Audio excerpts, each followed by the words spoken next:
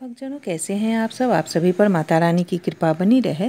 चलिए, आज बड़ी ही रोचक कहानी है श्री कृष्ण, अर्जुन और सुभद्रा को लेकर के। सुभद्रा की ऐसी कौन सी प्रतिज्ञा थी जिसके कारण श्री कृष्ण और अर्जुन के बीच भयंकर युद्ध हुआ। ये कहानी सच में बहुत ही रोचक है। एक बार ऋषि गालव ध्यान पर बैठे हुए थे, तभी आकाश से जा रहे चित्रसेन की थूक ऋषि पर गिरी। गालव ऋषि बहुत क्रोधित हुए, परंतु वे उसे श्राप न दे सके क्योंकि इससे उनका तप भंग हो सकता था। वे श्री कृष्ण के पास गए और सारी कहानी उनके सामने रखी।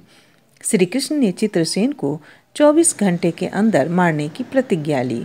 नारद जी को जब इस बात का पता चला तब वे सीधा चित्रसेन के पास पहुँचे और उसे संकेत दे दिया कि उसकी मृत्यु समीप है। नारद जी ने चित्रसेन को बताया कि श्री कृष्ण ने उसे मारने की प्रतिज्ञा ली है। यह सुनकर वे घबरा गए और मदद की गुहार लगाने लगा। तब नारद जी ने उसे इस आपदा से निकालने का रास्ता खोजा, जिसके अंतर्गत चित्रसेन को यमुना के तट पर जाना था और आधी रात को एक स्त्री के आने पर जोर जोर से रोना था।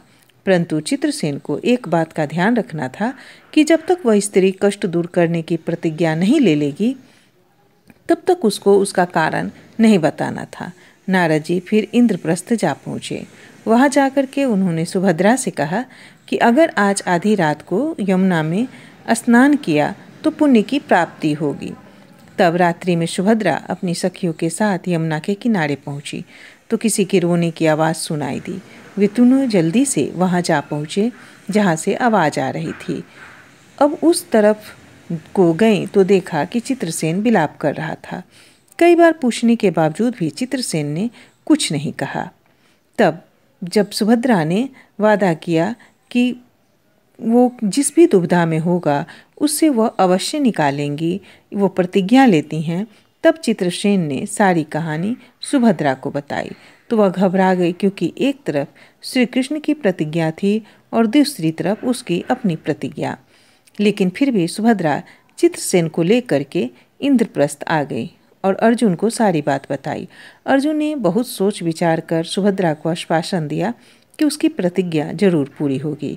और नारद जी ने अर्जुन के इस फैसले पर प्रश्न किया तो अर्जुन ने उत्तर में ये कहा कि मैंने आज तक जितना भी ज्ञान, विद्या और बल प्राप्त किया है वे केवल श्री कृष्ण के कारण ही हुआ है और श्री कृष्ण का ही दिया हुआ है।